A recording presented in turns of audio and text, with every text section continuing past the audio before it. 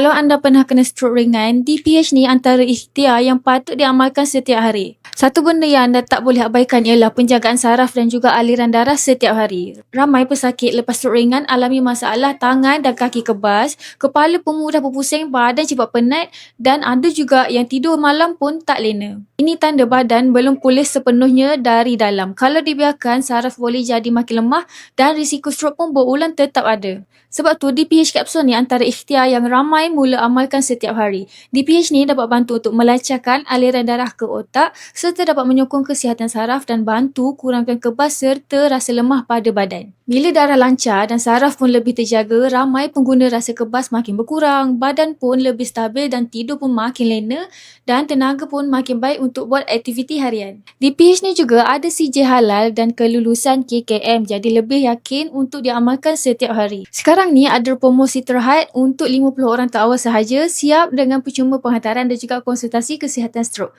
Klik di beg kuning di bawah sekarang kalau anda nak mula jaga saraf sebelum jadi lebih serius.